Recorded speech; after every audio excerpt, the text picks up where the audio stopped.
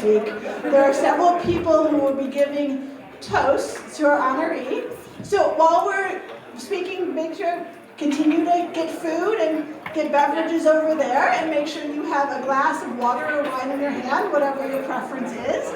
But so for our first toast, I would like to invite up Rabbi Josh Bennett. So it's not often that a rabbi is given the opportunity to do a toast. People typically don't want to toast to Manischewitz wine. It's not all that tasty. So if you have a cup of wine in your glass, I would like you to just for a moment have an image of our honoree tonight that is different from the image that all of you typically have for him. You all know Howard as a friend, as a community leader, as an important person in all of our lives. But I want to talk just for a moment about Howard, who is a personal goalie of mine. What I mean by that is that Howard actually is the goalie on my 40 and over men's soccer league team. That means that, like every good goalie, thankfully he has Emily as a teacher of everything he knows. You won't claim him as your dad as a goalie, I understand. But when you're a goalie in a soccer net, what happens is you look out in front of you and you see the field. You have to have vision of everything in front of you. The second thing you need is to have a loud voice, to talk to your players in front of you. And I'm a defender standing right in front of Howard.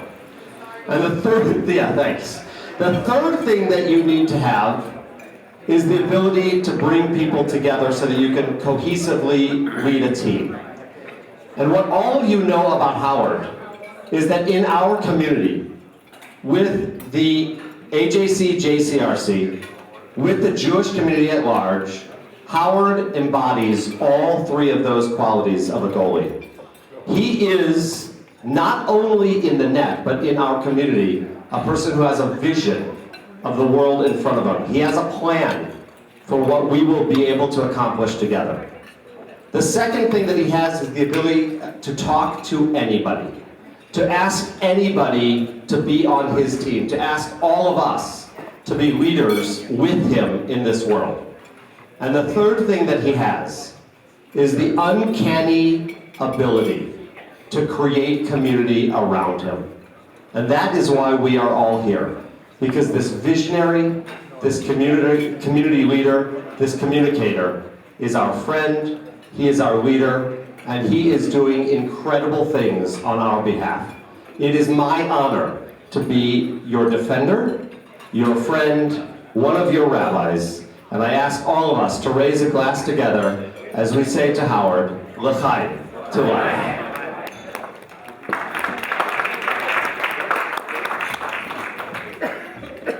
Thank you, Rabbi Josh. And for our next speaker, I would like to invite up both past president of AJC Detroit as well as current JCRC AJC board member, Brian Frank. Unlike Josh, I'm not going to do this extemporaneously, but Josh, those were lovely. Thank you. So Howard, I have to tell you that initially I was torn as to whether I should toast you or roast you. Roasting had certain, I don't know, I decided to toast you nonetheless. So later on, if you want a private roast, we can work on that as well. So I'm Brian Frank, and I have the distinct honor in my allotted minute and a half to offer congratulatory remarks regarding Howard's receipt of this year's JCRC AJC Activist Award. It's an award that Howard's earned largely, though not exclusively, as a result of his indefatigable efforts put forth in the furtherance of the JCRC, AJC, and MMCC Muslim Jewish Initiative. And while I wouldn't presume to speak for the Muslim community's perspective, we'll leave that to our good friend Yahya Basha, who will be speaking shortly. I think that I can offer a few observations as to why Howard has been so immensely successful in building our community's rapport with our Muslim neighbors. And I believe that this success can be described in a single word: authenticity. For those of you who know Howard, and more importantly perhaps for those of you who don't know Howard, Howard speaks his mind freely and honestly and he communicates with integrity and in a manner that leaves no possible doubt as to his meeting his intent and his concern. And yes, while Howard has innumerable gifts and talents, I would say the subtlety is not very high on the list. But I know and have witnessed personally that Howard's effectiveness in forging an ever-strengthening relationship with our Muslim neighbors as a result of his sincere and unadulterated style of communication. Simply put, Howard engenders trust, and that's no small thing, particularly in today's world. And for those of you who might do work in the interfaith community, you will know that trust is the unique and arguably the sole capital of this type of enterprise. So let me close with this. Howard, I'm certain you would be the first to acknowledge that in truth, this evening is not merely about you, but also about the work that we do. And please know how positively you impact it, and mostly by being the authentic person that you are.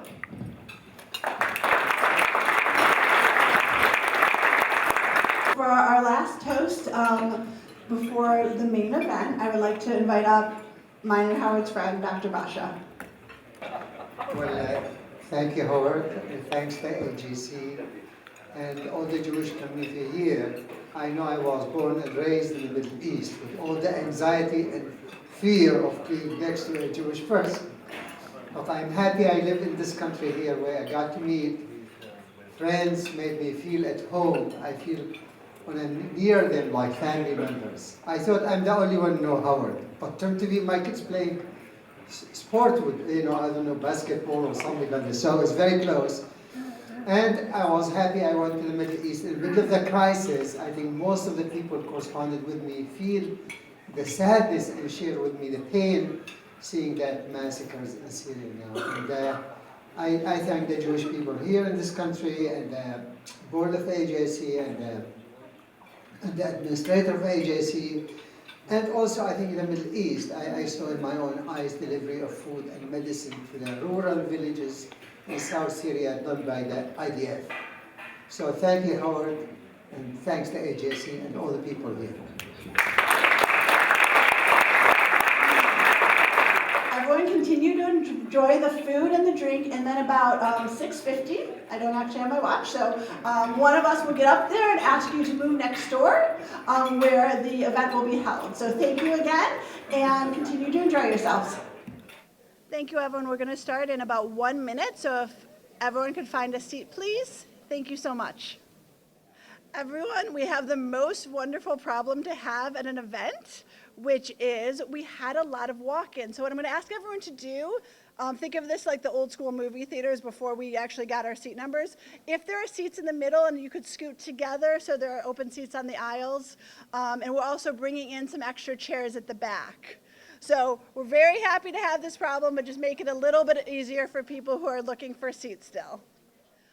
Okay, everyone, we're going to get started. And for the few folks that are still standing in the back, we do have more chairs coming, so thank you so much for your patience. But it's very important for us to start on time and end on time. So, though thankfully we're tonight and not last night, and we have no Game of Thrones to contend with. So, good evening to everyone. For those of you I don't know, my name is Alicia Chandler, and I'm honored to serve as president of JCRC AJC. So, it is really and truly my honor to just thank each of you for being here tonight to celebrate our 2019 Activist Award. And for all of our Muslim friends who are here tonight, let me say Ramadan Kareem, and we're very appreciative of you spending one of your holiday nights with us. So tonight you will be hearing about the great work of my friend Howard Brown. And you will also be hearing a little bit about the great work of JCRC AJC. And that work would just not be possible without the financial support that we receive from each of you. Before we get started, I would really like to make a few thank yous. First, to our sponsors this evening. Your financial support of this organization has allowed us to accomplish all that we have been able to accomplish. Second, I want to thank our host committees. Your friendship to Howard and your friendship to this organization has been outstanding. Third, to all the current and past leadership of JCRC AJC, especially I want to focus on our past presidents who are here in the room with us tonight. Thank you. Our agency has existed for 82 years because of the hard work of dedicated lay leadership like you. And my last thank you, I want to thank our staff. You're just the best in the business and you make the magic happen. And I will thank you again later, as most of you are carrying chairs and totally miss this thank you right now. So tonight is especially meaningful to me. This is where I don't tear up. Because Howard Brown has been my friend and mentor for the past 14 years. Now, I'm not really known for having a great memory, but I do remember Howard coming up and introducing himself to me at my very first AJC Detroit board meeting. Because for any of you who don't know Howard is not the kind of leader that just like stands on the side or against the wall, not talking to folks. He has always been the very first one to extend a hand, to give a smile, to make that phone call. Howard is all about connection. He connects with people, he connects communities. Everyone in the room today is here because of the impact that Howard makes on people. For me, Howard, along with a few other friends in the room here, introduced me to the possibility of improving the relationship between the Muslim and Jewish communities here in Detroit. I did not join AJC at 26 with some big hopes or dreams about Muslim-Jewish relations. It was Howard's example that taught me to think big, to be bold, to have a bit of chutzpah, and to never accept no for an answer. Howard, from the bottom of my heart, thank you for what you've done for me. Thank you for what you have done for our agency. And thank you for what you've done for our community. And to Lisa and Emily, thank you for sharing him with us. He is truly a gift. Now, it is my honor to introduce our speakers this evening. And let me start with a little confession. I have a little bit of a Twitter addiction. So if you're interested in reading tweets with a slightly unique combination of interest in the Jewish community, Michigan sports, health law, and up until yesterday, Game of Thrones, you could follow me at Alicia B. Chandler, but I wouldn't. You're much better off following our two speakers tonight.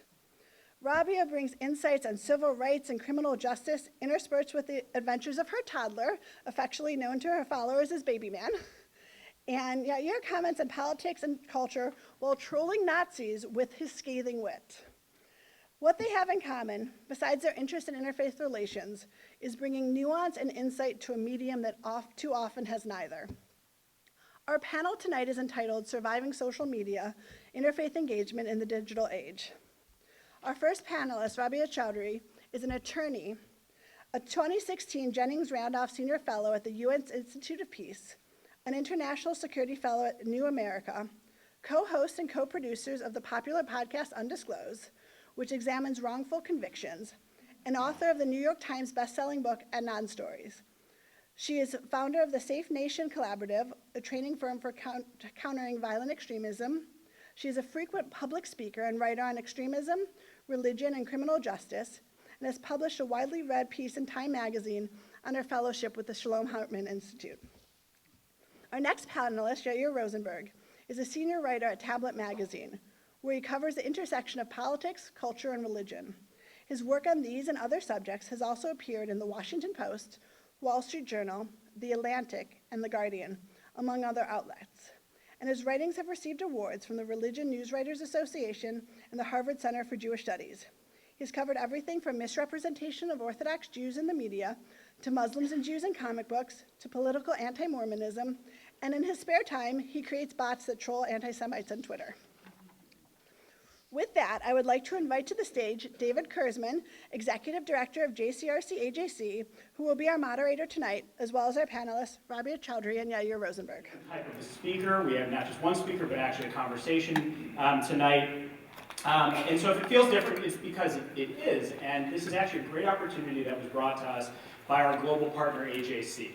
And so very appropriate, I think, when we're honoring a past president of AJC Detroit to point to our partners at American Jewish Committee and their relationship with our speakers tonight that sort of allowed this program to come together. What's not changed tonight is very much the focus of the event, and the fact that the real star will be up shortly, which is our honoree. And so to Howard, we love you, and we're so grateful that you gave us the opportunity to honor you. And so I can't wait to turn the spotlight over to you. To everyone here, your presence tonight, your support is the greatest tribute to Howard. And so we can't thank you enough. We really appreciate it. Howard Mazalto from all of us.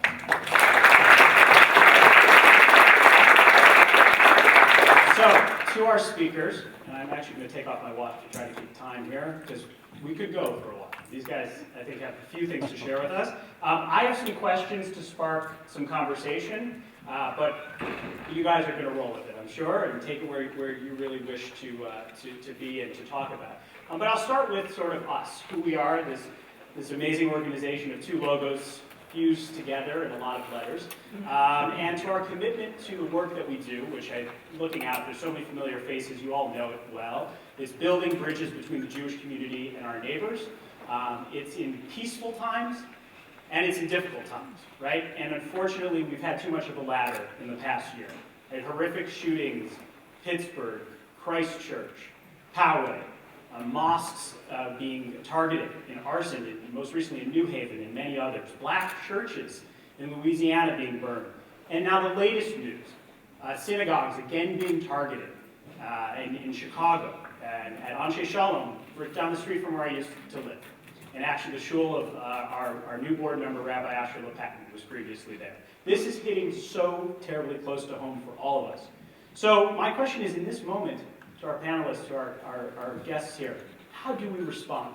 And what does solidarity look like in a moment like this? And I'll open it to either of you to begin the conversation.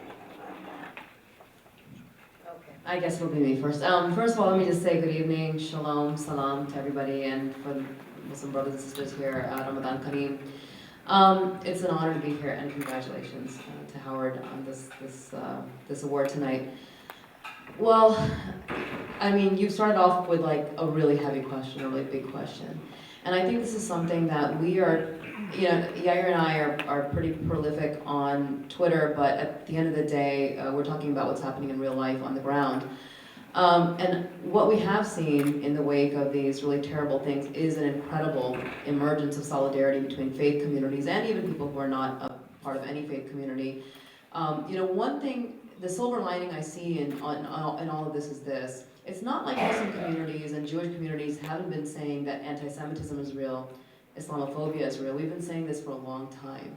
But now there's enough awareness beyond our communities that people are saying, oh, they're right. The canaries in the coal mine have been telling us to pay attention to these things that are happening quietly, and it's been the quietness that has permitted it to get to this point, really. I place some level of blame. You know, we know politically across the spectrum, like where a lot of it's coming from. But even in the left, where we find a lot of our friends, you know, there has been a lot of silence around, you know, anti-Muslim and anti-Jewish bigotry, and so we've gotten to this point. So, you know, the silver lining I see is I remember when the Muslim ban was announced, thousands of people showed up at airports. They had no idea something like this could happen in this country. So I am seeing a solidarity on the ground. I'm seeing solidarity online in a way that I've never seen before, 2-3 years ago. So, you know, I think at the end of the day, these are, unfortunately, we are going to be given more and more opportunities to show this kind of solidarity. It's not going to go away that quickly. So I would like to echo all the thanks that Rabia gave. And to the question, I start with just one little thing about what solidarity means. When I think of that, and Jews and Muslims and the things we're facing today, so I think about how I found out about what happened in Pittsburgh, which, as you recall, happened over Shabbat, and I'm not on the internet or my devices on Shabbat, so I come back online. The first email I had gotten in my inbox about it wasn't from my editor, who would actually then we'd all go together from Down Magazine. We all went to Pittsburgh and covered it. That was the second email I got. The first email I'd gotten was from Rabia checking to see how I was doing. And so that has always meant a lot to me, and that you know, reminds me when certain things happen today in the world, and they happen to my Muslim friends, to remember that that can be a very powerful moment, and it can help. You know, it really does, just showing up. being present for the people in our lives who we know are impacted. Not everyone experiences it the same way, just letting them know in a quiet, gentle way, right, that you're there with them. And so that is like something that any one of us can do.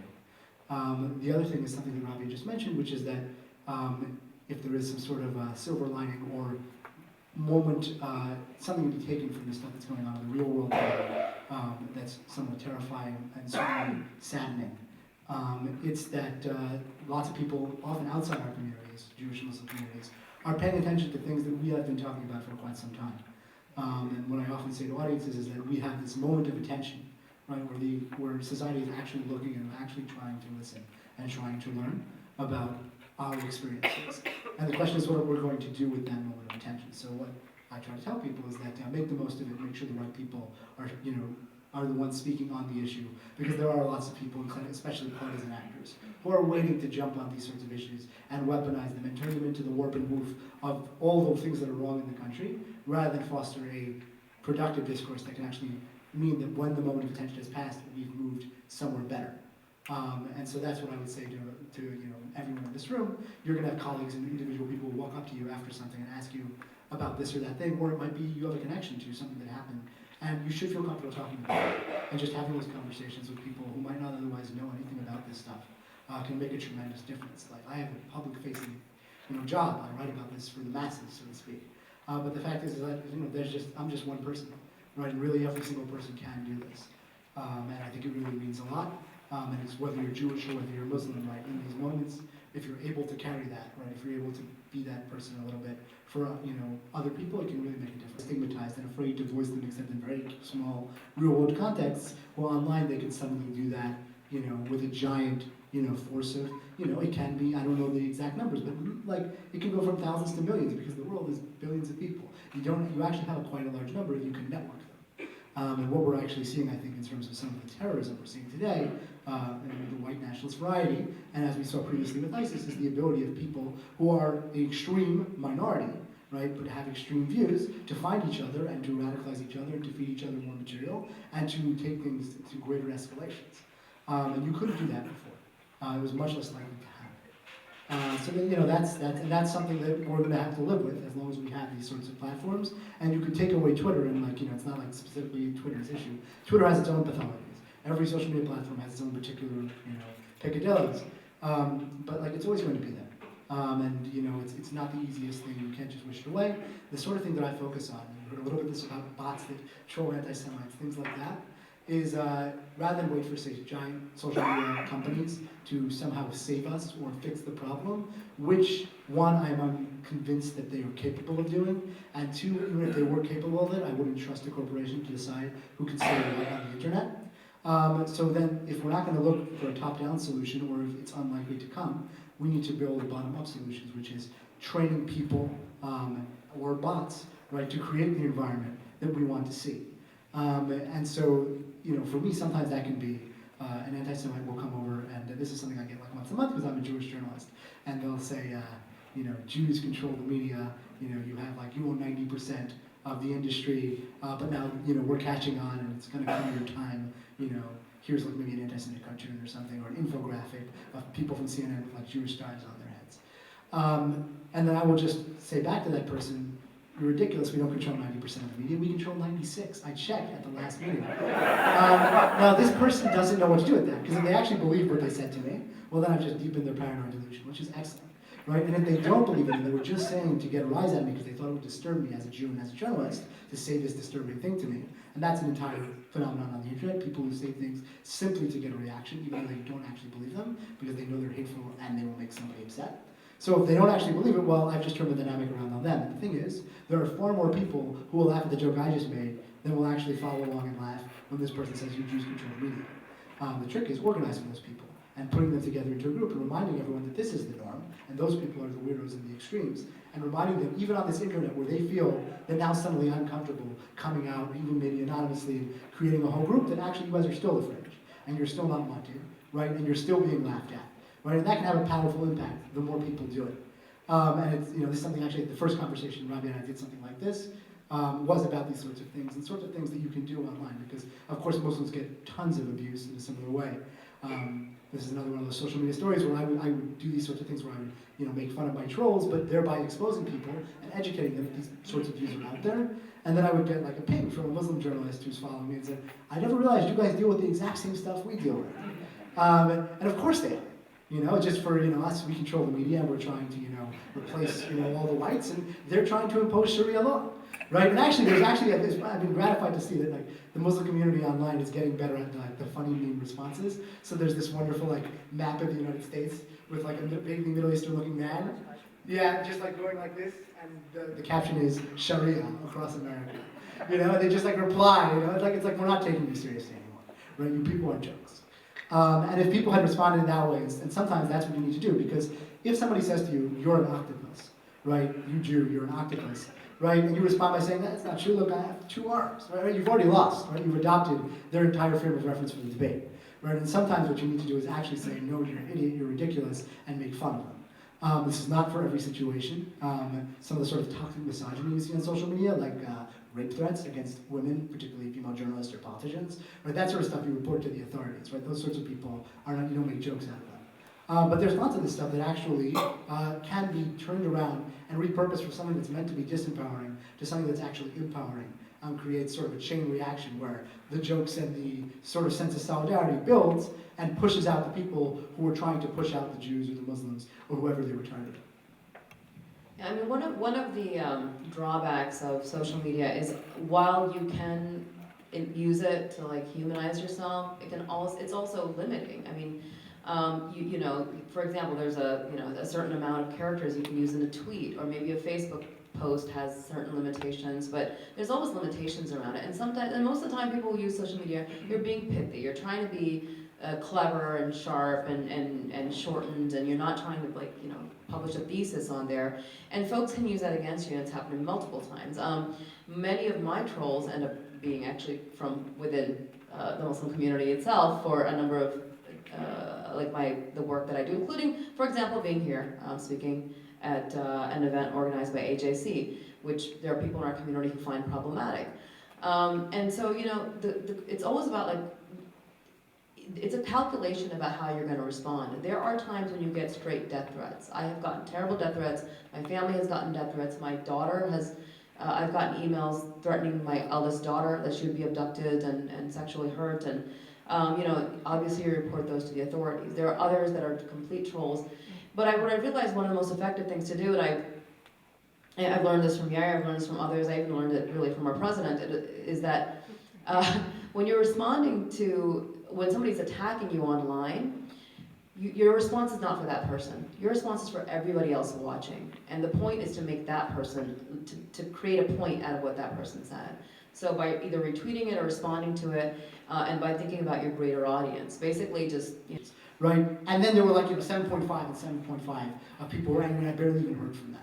And I was so sure, because I spend all my time on Twitter, that it was really 50-50. But it's really not. And once you remember that we're not actually unique, we're not special, we're not that much smarter, right? Most people, that's what they're looking for. And we just have to sort of put in the work and invent those languages because they're not there yet. Yeah, I mean, I think, I'll keep it short. I think Take your time. No, that's okay. I think on the issue of toxicity, there's clearly toxicity that has to be avoided, and that is abuse, and also spreading lies, right? Inaccurate information. Those are the kinds of toxicity I think we all, as good citizens, as just good human beings, you want to avoid spreading that kind of stuff online. But I will say that there are people who use the word toxicity when what they're talking about is the pain of people. And sometimes there are people who are going to be expressing their experiences online because they are so close to whatever that issue is, and they have so much personal pain around an issue that that's how it's expressed. And I am not going to hold those people to a certain standard and say, well, you should just use better language to talk about your horrible, awful, traumatic experience.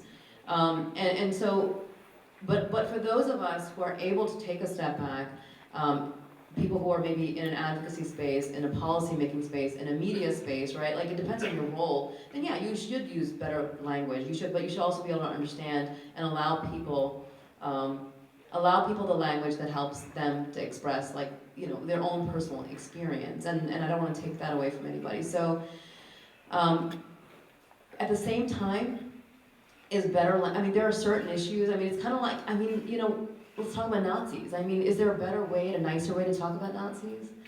I mean, you know what I mean? Like, so there's certain issues where it feels like you don't want to equivocate on these things, and you need people who not to equivocate. And I also believe that there are people who have to always kind of be the loud, difficult ones, who make people uncomfortable, who are banging on the doors, and you have to have the people who are at the table and behind the closed doors and having conversations, maybe with the problematic groups, right, in a quiet way. You kind of need to have all those actors in place to actually see some kind of real change on the ground. And so sometimes the angry voices are necessary just to make sure people don't forget that these things are there. So, you know, so toxicity just depends on kind of who's assessing what that means. It's not always about better language. It's sometimes just about, I mean, it's about the pain of an issue itself and how serious that issue is. And so I just think sometimes policing the language is maybe not the right thing to do. I don't know if that's a good way to end that tonight, but anyway. Well, here's the good news, is this isn't the closing thought for the night, but I do want to take a moment to thank both of you, and if you could please join me in thanking Rabia Chaudhry and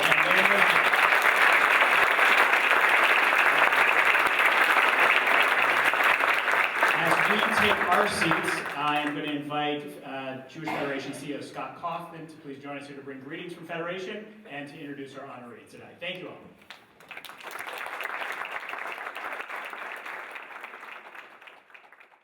To prepare for tonight was sort of go back into Alicia's social media feed because she always has interesting things to say.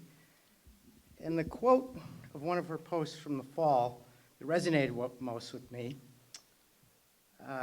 ironically maybe, something I wrote that she quoted. So I don't know what that says about me, that's what I found, but it's nothing good. But and it was a quote, I was asked for a comment about AJC, or JCRC AJC, and I said, despite their extremely high ratio of consonants to vowels, latest polling says 6-1, they do a lot of really great things. So the one great thing we still have to figure out is how to shuffle the letters around. It's like the world's worst Wheel of Fortune hand. So I really, though, want, in all seriousness, want to send really gratitude to Alicia and the lay leadership of the board of this organization, to David, his professional team, for the incredible work they're doing in a relatively tough time to be doing that work and an extremely important time to be doing that work in our community. I want to take you back also to last fall, where minutes after landing from Israel, actually from Kennedy, but coming back from Israel, I am walking, I think it was gate A72 at McNamara, and I walk out, and I see my very close friend, Jeff Finkelstein, who has my job in Pittsburgh, or I think it's Jeff Finkelstein, on the TV at the airport monitor. I have Lil Wayne in my headphones, so I'm not hearing what they're saying, and I see that guy looks like Jeff. And in a matter of seconds, it goes through this, that is Jeff. Jeff, who I had just had falafel with on his way to the airport 30 hours or so before in Tel Aviv, just two of us. And then the crawl below talks about mass shooting. And, you know, you get off a plane, you're tired, I've been conference and a bit of jet lag. So my first call was a text to David to talk about the issue and how the community is going to respond. So within minutes, we had gathered together security leadership from the community, rabbinic leadership, those who were available, and our branding, marketing people, and the two of us to really put together how are we going to deal with this. And it was very clear. Within, 10 minutes, we had come up with this idea of a Solidarity Shabbat, which wound up being the national model. Even the logo that we did, I think, became the national logo. And it was based on this idea that, look, our community should be together in shul the next Shabbos as the people who died for doing that did in Pittsburgh. And there were a lot of logistics around this, a lot of security issues and all that, and it really was a powerful experience that Shabbos, walking in. I think I attended maybe 5 services over the weekend, and each one was filled, completely filled, more than high holiday numbers. And while there was much of the community, the depth and breadth of the community, there were also lots of people who were not our co-religionists. Christians and Muslims and black and white and Latino and Arab, and they were there to give us, in many cases, literally give us hugs. And it was a really profoundly powerful moment. And unfortunately, we repeated it, and we were the givers of hugs a few months later after the massacre in Christchurch. And it struck me that the day-to-day work, the relationships that the JCRC, AGC does is how we're able to deal with those situations, and more often than not, though, to work together in better times. There isn't a week that goes by when there isn't some event of the various groups in the community, with kids particularly. And I think if you look at the underpinning of all these terrible things, wherever they are, if you drill down to root cause, it's a lack of empathy. It's a lack of empathy for the other. The fact that this organization is in that space and dealing with that is exceptionally important, and there are other groups outside the Jewish community, and the coalition you guys spoke of, it speaks to that. That's essential work, and I'm proud that our community is supporting that. The work that they do on behalf of the State of Israel is important, because it's not that Israel's always right about everything, they're not, but often I see, because of the dumbing down of the conversation, the lack of nuance, the lack of understanding about the complexity of certain things, that double standards often become the norm. And sometimes it's not intended, it's just lack of knowledge. And you know, I was watching David on Chuck Stokes' show the other day on Sunday morning, having a relatively nuanced conversation about a very complex issue. And we get calls all the time from politicians, new politicians particularly. We have no real understanding of foreign policy often, and the ability to have the deeper conversations, not the Twitter, is essential.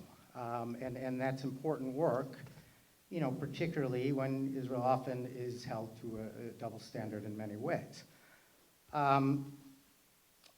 The bridge building work that we talked about at the mosques, at the schools, at the churches, at the synagogues is, you know, that's something that we're continuing with. And I was up in Lansing last week, and it was a joint event hosted by the Muslim community, the Jewish community, and the Chaldean community. And this is something we've been working together on for 20 years around advocacy for mental health work.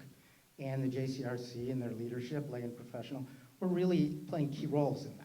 And you know, we build it on the idea that this is a good value proposition for the state to support these organizations, but it doesn't work without the interaction in the real relationships, not the show up once a year relationships, the real sit down and have conversations with our Chaldean and Muslim friends.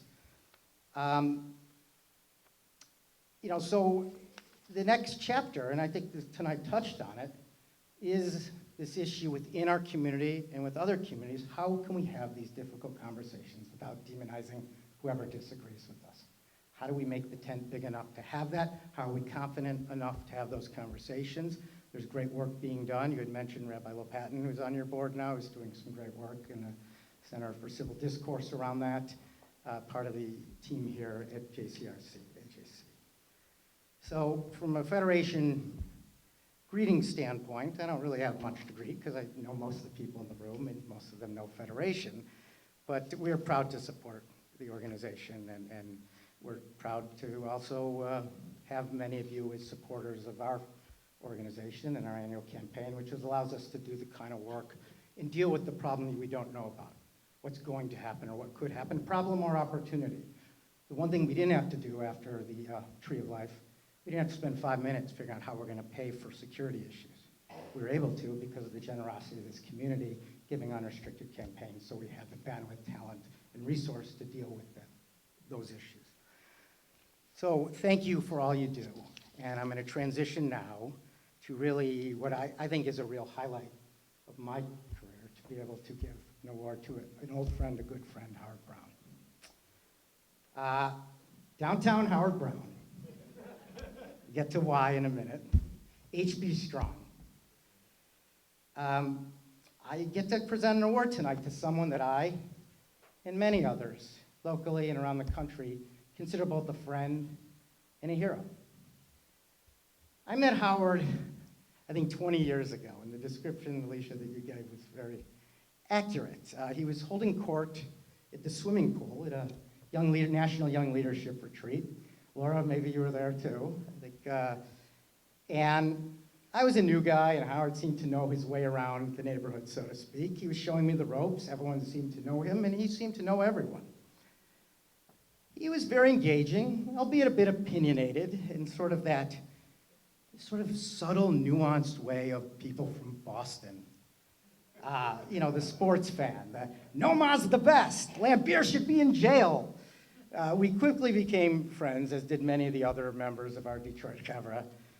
And we didn't know at that time that a few years later, Howard would be our top pick in the expansion draft to come to Detroit, which he started a trend because no one moved to Detroit for about 37 years. Howard did, and now it's super cool and popular. So thank you.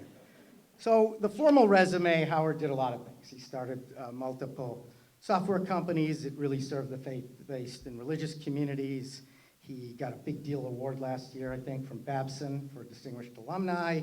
He was a Wexner Fellow, Heritage Fellow. He got an AJC award, the Comey Fellowship, past board chair of AJC, was on the national board at AJC, Hebrew Free Loan Board, JCC, Federation, and National Young Leadership Cabinet, playing a myriad of leadership roles in all of those. And maybe his best line on his resume is he's married to Lisa, and he's the father of soccer star and soon to be new Wolverine, right? All right, go blue. Emily.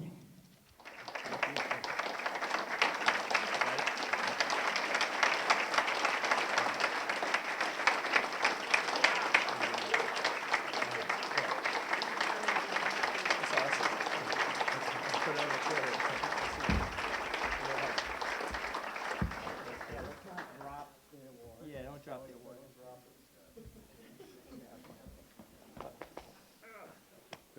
This is a wonderful honor.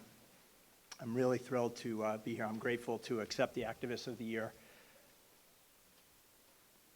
This is really, really special because AJC at first and now JCRC AJC does vital work, and I've been able to participate in that. And this, no doubt, is a team effort. This is not a solo person doing this work. This is all of us telling our story and telling it loudly and telling it proudly, and it's all about the teamwork. And the other thing is that being here tonight, we always, we do pretty well coming together in crisis, and that's unfortunate. It's necessary, but it's unfortunate. We need to actually tell people about everyday living and lives that we touch and support. So with that, I want to introduce some family members that are here that have supported me. My first is my wife, Lisa, and, okay. I'm going to go down the row, so. And my daughter, Emily. And I want to say that I try to paint an inspirational place on Facebook, but it doesn't tell the whole story. Cancer is not fun. It's not fun for anyone. But for my family that actually has to deal with me on a day in and day out basis, it's hard. And they see me at my weak points and very exposed. And they held me up when I couldn't hold myself up. So thank you.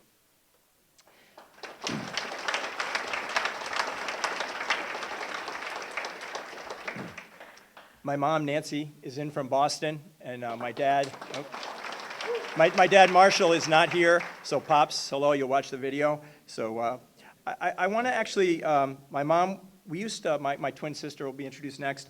We grew up in a home where my mom was, we always had a landline, and the phone line was always busy because she was on the phone for Women's American Art, and we watched her do this, and that's why she got her second phone line.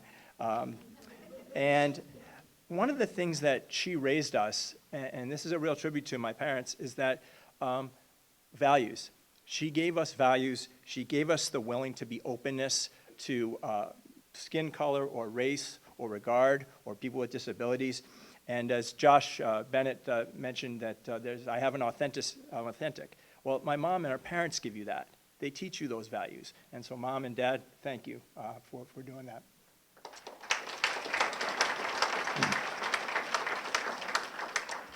My in-laws, Robert and Anita Naftali, they don't usually need an introduction. They're such stalwarts in this Jewish community and have touched so many, from ADL, Jewish Federation, to Jewish education. And I've been married into their family for over 25 years, and just to watch them and what they do is just, it's a work of art of what they do and how they have impacted this Jewish community in such a positive way. So Bob and Anita, kind of thank you for that. So as we say in Boston, my twin sister, CJ, she's here, and growing up just the twins, and she had 3 kids, an older Marley who's at Michigan but away in Barcelona right now, but my niece and nephew, Luke and Danny, are here, and they're twins. So thank you for being here as well.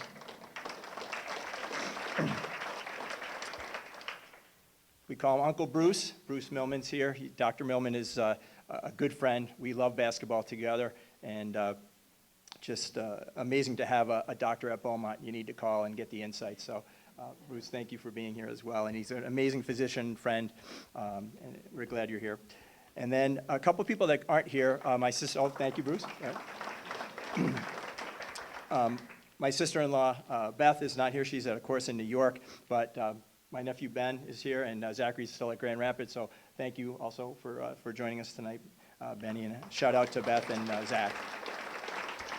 Also, the former mayor of Oak Park, Uncle Mayor Jerry, he's not here, so we'll shout out to him as well.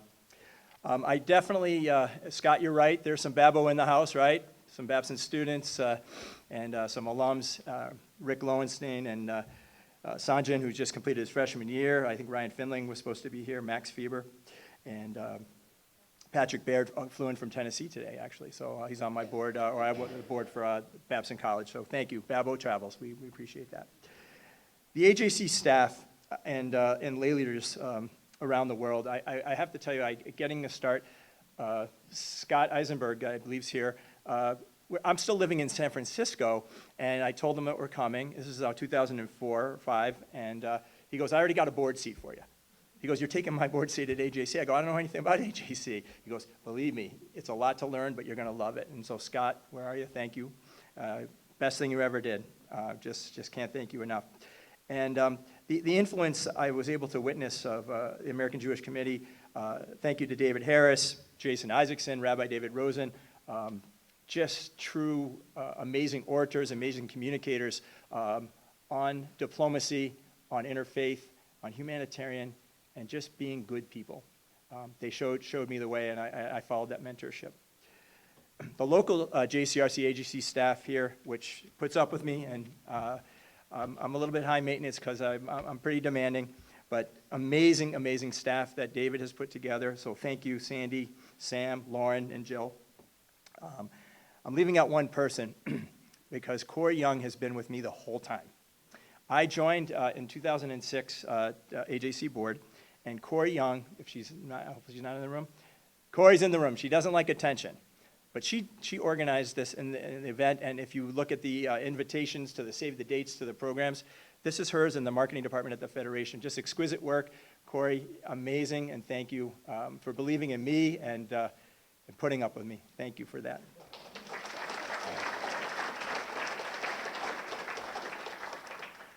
Scott, you forgot that we fell asleep on an airplane over to Israel, and you snore like a mother, but that's okay. I've learned a lot from you because Scott's a little shy, I'm a little outgoing, but boy, we know when we go toe-to-toe about sports, he's like an encyclopedia, man, so it's awesome, and we have a great friendship and relationship over all these years. And then where'd our speakers go? Oh. Robbie had to catch a plane, okay, well. We'll send her my little thank you gift after. But yeah, thank you for coming here and just being true stalwarts to yourselves and to all peoples of decency to be able to communicate the message of the day. It's hard, it's noisy, it's crowded, and everybody thinks they're right. But the social media doesn't take that into account. So a deeper conversation, a handshake, a coffee, it makes a difference to take it to the next level. So please remember that. So my first comment for Twitter was that community building and interfaith community is a team sport. The second point is that of interfaith work is that hate is not for me. Me personally, and it shouldn't be for you. We live in one of the most religiously and culturally diverse communities when I moved here 14 years ago, and it's been truly a blessing. I had no idea what a Chaldean was. I couldn't tell you. And now I'm best friends and good friends with Iraqi Christians that are deep part of my life, and I'm grateful for that. So to give you a quick timeline, in 2006, Sharona Shapiro was the executive director, and I really was the deer in the headlights, but willing to learn. I consider myself not the smartest guy in the room because it was mostly lawyers at AJC, and they were always smarter than me. I'm a technology guy and a sales guy, and I learned a lot, and we learned how to build relationships. And I got to take this Comey Fellowship and really learn from a larger perspective, from a local to the international perspective of what AJC does, and get a big picture of the world stage. And it was amazing, amazing, amazing things that AJC does around the world. And early mentors in the Muslim relationship, Victor Begg, who just wrote a book, who's in Florida, couldn't be here, Brenda Rosenberg, Gail Katz, Sherry Schiff, they took me under their wing and showed me the ropes. They would take me to these strange iftar dinners or into mosques or meeting with imams and made that introduction and were willing to be able to show me the ropes. And you have to have people that show you the ropes. Mentorship is so vital. And I thank you for that. I will tell you that I got to participate and just be part of it, but not lead it. But our Jewish Chaldean news efforts with Arthur Horowitz and Martin Manna, truly amazing how you actually try to understand one other's community and where they're coming and take 2 steps in their shoes. Truly, truly amazing and inspiring. So Arthur, and Martin's not here, but it's his birthday today. But Arthur, thank you for that leadership and vital impact on me. So the next step was Carrie Alterman, who couldn't be here. And the next point, number 3, is that we created a blueprint. We created an amazing, amazing blueprint in this community. We had all the tools to do it, and we had the right community to do it. So there's a lot of things you can't control in this world, such as the Middle East and solving world peace, but we can solve being neighbors. We can solve being neighbors here. And so we created something with the presidents that, you stand on great shoulders of Kathleen Strauss and Judge Shapiro and Ken Gold and John Frank and Bryant, and then the folks from the MMCC, Muzamil Ahmed and others. We built the shared future because that shared future is so important. We're neighbors. We live together. We shop. We go out to eat. We're building and raising our children here together. And so that shared future became a project of ours, a very vital project of ours, to open up the discussion and keep the trust and the relationships going so we understood each other. So that in times of crisis, we could be there to support each other, and in times of confusion, we could call each other privately and discuss how to actually address our communities together. Is vital. And then, with the blueprint being built, we actually are now executing that blueprint and executing it really, really great. We got some funding through the Ravitz Foundation. We've already been doing, Mitzvah Day, where Jews and Muslims actually go work in the community so Christians can spend time with their families. How beautiful is that? We do that every year, and thousands of volunteers get involved with that. We've now opened up our ability to, we've always talked with the African American community, but we're re-engaged now and starting to put a lot of energy underneath that. So I'm going to give you a couple examples of the blueprint in action. So it really comes down to some basic stuff. Abraham welcomed strangers into his tent. All faiths are taught this. We need to live by it. Christians, Muslims, Jews, Hindu, we all need to live by that, welcoming the stranger, because we've all been strangers. Dr. Basha, Ismail Basha, the Basha brothers, you have been dear friends. Took me in like a brother and made me feel very comfortable. But I have to tell you, I got a call from Dr. Basha, and it's probably around 6 o'clock at night. He goes, I need you to come to my office. We're having a very important meeting. So I get to his office at 7. There's about 80 Muslims in the room, only speaking Arabic. and there's someone in from Syria, and he's going to address the group. And I don't speak Arabic, so Dr. Basha puts me at the head table next to the speaker with a translator. And I listened, and I got bits and pieces of it, and so it happened to be very interesting about what's happening. This is at the beginning of the Syrian war. And then I pulled Dr. Basha aside later, and I said, why'd you put me at the front desk, right next to the speaker? And he says to me, he goes, oh, that guy never met a Jew. I wanted to see how he'd act. I was like, oh, wow. It was incredible. So it just revealed how much trust he had in me, but thank you, Dr. Basha. The second Dr. Basha story is that we're going down, this is 5 years ago, and ISNA, the Islamic Society of North America, and of Detroit, had their conference here. And there was protests on one side and the other, but Dr. Basha and Dawood Zwank of the MMCC and I had a breakfast meeting with the head of ISNA and the head imam, who's the lay leader president. And so one thing I forgot to tell you. We get to Dr. Basha's office, and the meeting is I thought it called for 7. It doesn't start till after 9. Muslim and Jewish Standard Time is just something else. It's just always delayed. It never happens on time. So we get to this breakfast downtown, and it's really funny. And the breakfast that was supposed to be a 20-minute coffee turned into a 2-hour discussion. And from that, we laid the seeds of ISNA to be able to re-engage with AJC, and what now became the Muslim Jewish Advocacy Committee, MJAC. So Dr. Basha and MMCC, we did that here. Those seeds were actually opened that door again. That was closed for a long time. So I thank you for that. And that imam who swore he'd never go to Israel went to Israel with AJC's Project Interchange. And I'm not naming names, but he's a famous imam in Washington. And so just those conversations really have deep impact. A couple other experiences. I was invited with Brenda Rosenberg, Sherry Schiff, Alicia came with me. I don't know if there's anyone else with us, but we got invited to the Muslim Student Association, some type of dinner, and we were the only five Jews there at this table. And one of the most beautiful things that I've ever witnessed is that Brenda Rosenberg lights candles and puts on a head cover. We had Padma Kappa from the Hindu community read from scripture. We had a Muslim read from the Quran and a pastor read from the New Testament. And I want to tell you that it was one of the most beautiful things I've ever witnessed, because it just shows you that we actually all come from the same cloth.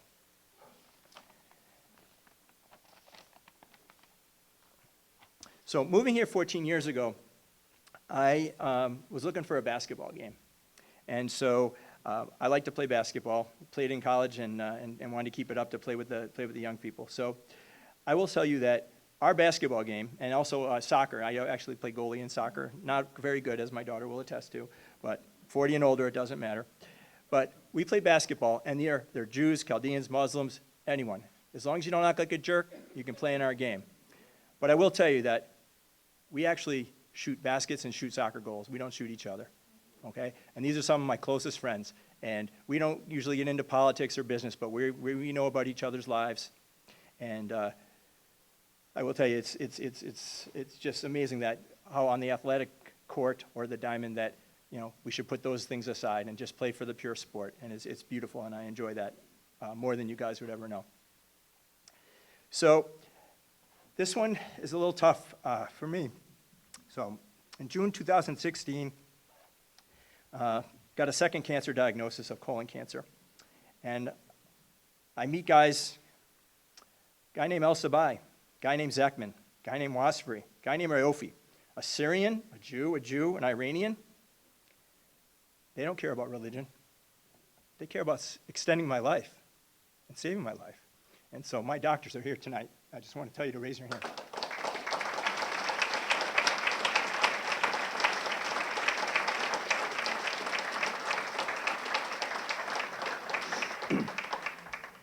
So there's many more examples of the positives that get brushed underneath the rug. We can do better, showing and telling our world our stories of how it's done, executing that blueprint, but shouting, tweeting, Snapchatting, whatever it is, to get the word out. So I want you to all shine brightly in all that you do. Know that I love you, and I thank you for your support tonight. It's an honor. Thank you.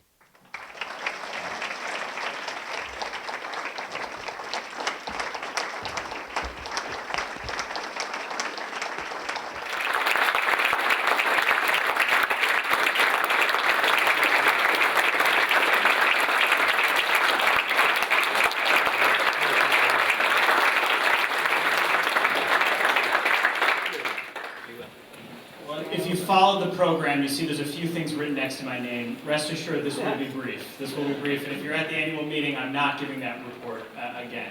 I have to add my congratulations again to Howard, and only add one more piece of the story, which is that when we were trying to forge this partnership, which took some work to put together, Howard wanted to sit down and talk. And we sat, and Howard had a few things that he thought were absolutely essential. And I won't go through the whole list. But one of them had to do with succession planning. And that there was a rising star in the AJC Detroit ranks, and that she not be looked over in terms of being the next president. And so Howard, the best advice that I ever got from you, which is among the best advice I've ever gotten anywhere in my career, was to do what I could to bring Alicia Chandler in to be president of this joint partnership, and we've all benefited so much.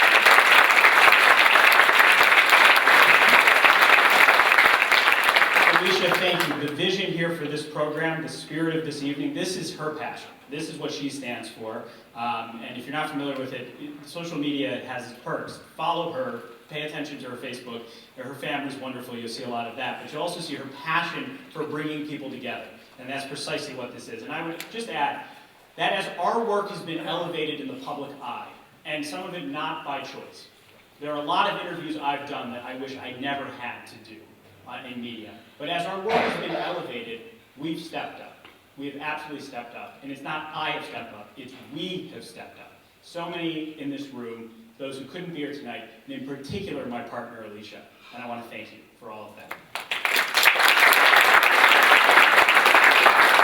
I'll just close again with a great thanks to our partners, Federation, AJC, the JCPA.